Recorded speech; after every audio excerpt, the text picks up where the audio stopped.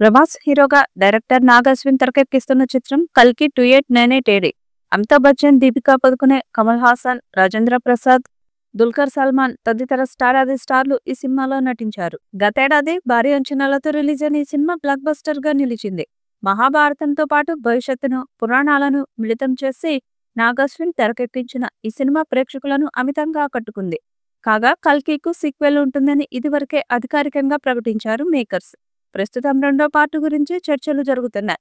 తాజాగా ఈ crazy sequel గురించి దర్శకుడు నాగ్ అశ్విన్ ఒక బిగ్ అప్డేట్ ఇచ్చాడు.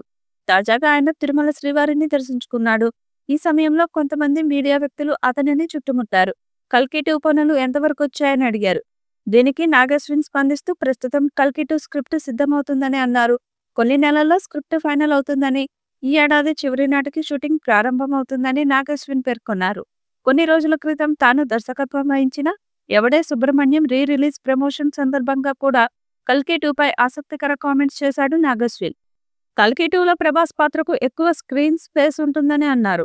అంతేకాదు ఈ చిత్రం ప్రధానంగా కర్ణుడు, అశ్వత్థామ పాత్రల గురించి ఉంటుందన్నాడు. అలాగే కమల్ హాసన్ పాత్రకు ఎక్కువ స్కోప్ ఉంటుందని పేర్కొన్నాడు. మొదటి పార్ట్ భారీ హిట్ కొట్టడంతో సెకండ్ పార్ట్ మీద అంచనాలు ఓ రేంజ్లో ఉన్నాయి. పైగా మహాభారతం పాత్రలు ఉండడం వల్ల విపరీతమైన హైప్ నెలకొంది. సెకండ్ పార్ట్ షూటింగ్ ఎప్పుడు స్టార్ట్ అవుతుందని ప్రభాస్ ఫ్యాన్స్ వేయి కళ్లతో ఎదురు చూస్తున్నారు.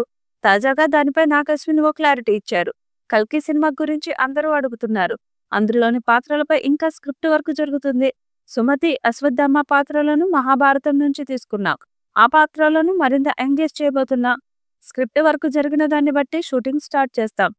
వీలైనంత వరకు ఈ ఏడాది చివరిలో షూటింగ్ స్టార్ట్ చేయాలని చూస్తున్నామంటూ చెప్పుకొచ్చారు నాగ్ అశ్విన్. ప్రస్తుతం ఈ సినిమా స్క్రిప్ట్ పనుల్లో ఆయన బిజీగా ఉన్నారు. కల్కి సినిమాలో ప్రభాస్ భైరవ పాత్రలో కనిపించాడు. ఈ పాత్ర నిడివి తక్కువగా ఉన్నట్టుగా ఫ్యాన్స్ భావించారు. అంతేకాకుండా యాక్షన్ సీన్స్ లో కూడా ప్రభాస్ కి తక్కువ స్పేస్ ఇచ్చారని ఫ్యాన్స్ నిరాశపడ్డారు. కానీ సినిమా చివర్లో మాత్రం ప్రభాస్ ని కర్ణుడిగా చూపించి సూపర్ ట్విస్ట్ ఇచ్చాడు దర్శకుడు. దాంతో కల్కి పార్ట్ 1 బ్లాక్ బస్టర్ గా నిలిచింది. కానీ ఇప్పుడు సీక్వెల్ లో ప్రభాస్ పాత్ర స్పేస్ ఎక్కడా తగ్గదని మేకర్స్ చెప్తున్నారు.